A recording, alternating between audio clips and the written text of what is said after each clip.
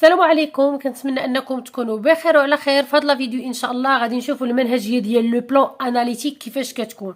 ديجا عطيتكم المنهجيه ديال لو بلان سامبل وشرحت لكم القواعد وطريقه الاستعمال ديال هذا لو بلان سامبل، وعطيتكم المنهجيه ديال لو بلان دياليكتيك، وعطيتكم نماذج مختلفه اللي تقدروا تبدلوا بها في المقدمه وفي العرض وحتى في الخاتمه، باش هكا نخرجوا على نطاق النمطيه ديال المنهجيه الجاهزه.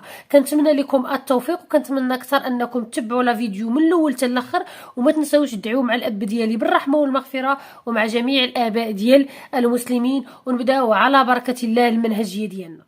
بالنسبه لو بلان اناليتيك كنستعملوه ملي كنبغيو نديرو لاناليز دان فينومين، شي ظاهره من الظواهر اللي كاينين بطبيعه الحال في الروايات ديالنا، كنبغيو ندرسوها، كنبغيو نعرفوا شنو هما لي كوز ديالها، الاسباب ديالها، شنو هما لي كونسيكونس، النتائج ديالها، وحتى نقترحوا دي سوليوشن باش اننا نحدوا من هاد الظاهره.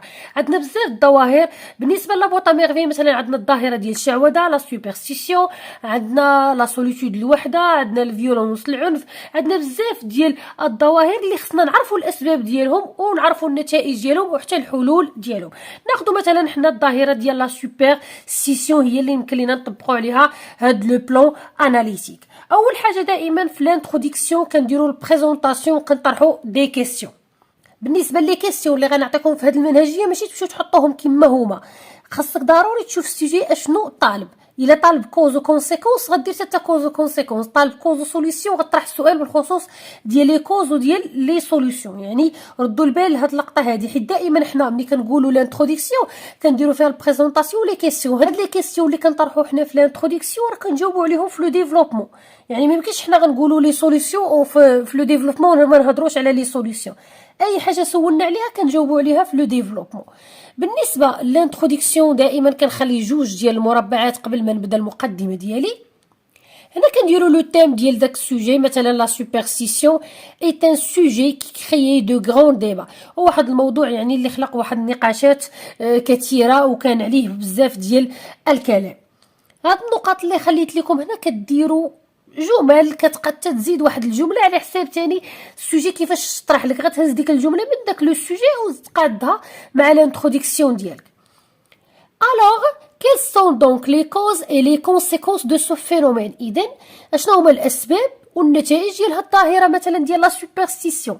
غنعطيكم واحد نموذج ثاني للانتروديكسيون باش هكا نوعو، وحتى اللي ما بغاش انه يدير تغييرات او يزيد جمله هنا خاف انه يخسر الانتروديكسيون، غنعطيكم واحد المقدمه احسن من هذه اللي ما غاديش ديروا فيها بزاف ديال التغييرات. النموذج الثاني ديال الانتروديكسيون: Personne ne peut nier que le sujet de la superstition, par exemple, a occupé une place très importante dans l'histoire de l'homme. حد ما يقدر ينكر ان الموضوع ديال الشعوذه مثلا يعني خاد واحد الاهتمام كبير دون ليستوار دو لوم، يعني في الحياه ديال البشريه. C'est la raison pour laquelle les penseurs l'étudient sous des angles spéciaux. داكشي علاش يعني هاد المفكرين يعني درسوا هاد لو تيم مثلا ديال لا سوبرستيسيون من عده زوايا خاصه. هذه ما غتحتاج تزيد فيها حتى شي جمله، فقط غادي دير لو تيم ديالك هنا ديال لا سوبرستيسيون ولا لا سوليتود ولا الفيولونس ولا على حساب. alors que peut-on dire à ce propos؟ اذا اش يمكن نقولوا بالخصوص ديال هذا الموضوع؟ quelles sont les causes et les conséquences de la superstition مثلا، شنو هما الاسباب والنتائج، et quelles sont les solutions à proposer. الا طلبوا منك الحلول غتزيد السؤال ديال الحلول. هذا هو النموذج الثاني. كنتمنى انكم تعزلوا النموذج اللي ارتحيتوا ليه وتخدموا به. ندوزو باش نشوفوا دابا لو ديفلوبمون كيفاش كنقدموا لي كوز و لي كونسيكونس. كنقزوا ثاني سطر وكنخليو جوج ديال المربعات قبل ما نبداو لو ديفلوبمون. لو ديفلوبمون ديال لو بلان اناليتيك غنهضروا فيه حنا على الكوز والكونسيكونس. قالوا لينا لي سوليوشن غنزيدوهم، بعض المرات السوليوشن كنقترحوه وكنديروه حتى الكونكلوزيون على حساب السوجي كيفاش غادي يتطرح. Ce sujet est soulevé à plusieurs causes. يعني هذا الموضوع ديال لا سوبرستيسيون يعني كيرجع لعدة أسباب. En effet كندير هنا السبب الأول، aussi السبب الثاني، également السبب الثالث. سي لو كا دو. وندير واحد ليكزومبل، حيت دائما داك لو تيم اللي غيتعطى لك عنده علاقه بالروايه اللي كتقرا، سوا لا بواط سوا اونتيغون سوا لو ديرني جور دان كونداني. اوتوماتيكمون كاين مثال عندك في الروايه، خاصك تجيب داك المثال، والمثال اللي غدير غتشوف حتى مع اين سبب غادي يجي. يعني ماشي المثال كنلصقو مع اي سبب هكاك، خاصني نعرف المكان ديالو. هذه هي الفقره اللي خاصه بلي كوز ديال هاد الظاهره هذه. غادي ننقزو تاني واحد السطر ونخليو جوج ديال المربعات ونبداو الفقره الثانيه ديال لي كونسيكونس. Après souligner quelques motifs du superstition, passons maintenant à citer quelques effets. بعد ما يعني هضرنا وشرنا العدة أسباب ديال الموضوع ديالنا، ندوزو دابا باش نبداو نهضرو على النتائج ديالو، لي زيفي ديالو. En premier lieu أولا كندير النتيجة الأولى، أو second lieu النتيجة الثانية، أو dernier lieu كندير النتيجة الثالثة. وكنزيد مثال إلا كان عندي مثال بطبيعة الحال من الرواية كيتماشى ليا مع هاد النتائج أو مع الأسباب. هذه هي الفقره ديال لي كونسيكونس. دابا غندوزو باش نشوفوا الخاتمه ديال لو بلون اناليتيك كيفاش. بالنسبه للخاتمه كنقولوا البوان دو فيو ديالنا، يعني كنعطيو الراي ديالنا بالخصوص ديال داك لو تيم اللي مسموح حنا كنهضروا على لي كوز ولي كونسيكونس ديالو. كنخليو واحد السطر وجوج ديال المربعات وكنبداو. Pour conclure, je dirais que la seule conclusion sur laquelle tous s'entendent, c'est que le sujet est une notion complexe. Donc, on a besoin d'autres facteurs pour bien arbitrer. يعني هنا تاني كندير لو تيم ديال لا سوبرستيسيون باغ اكزومبل.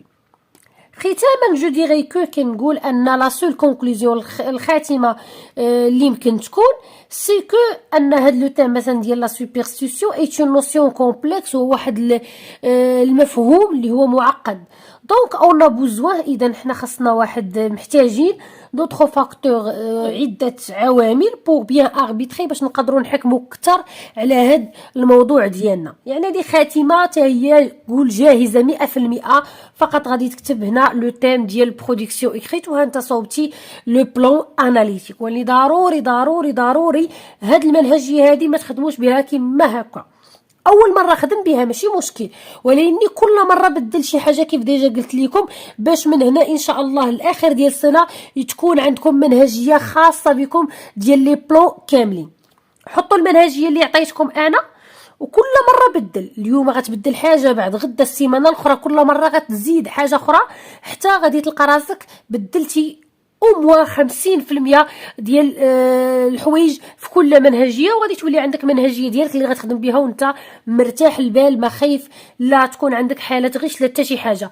والمنهجيه بوحدها غير كافيه، ضروري تبداو تدربوا. حط قدامك المنهجيه وحط قدامك شي تام من لي تام ديال الروايات وبدا كتطبق عليه وبدا كتقاتل. لقيتي استاذ يصحح لك، ما لقيتيش المهم بقى كتدرب كتدرب كتدرب حتى ان شاء الله غادي تلقى راسك تحسنتي واحد شويه. ما يمكنش الدقه الاولى غتكتب برودكسيون اكريت مزيان وماشي في الضربه الاولى المنهجيه غادي تبان لك انها متماسكه والسوجي مقاد.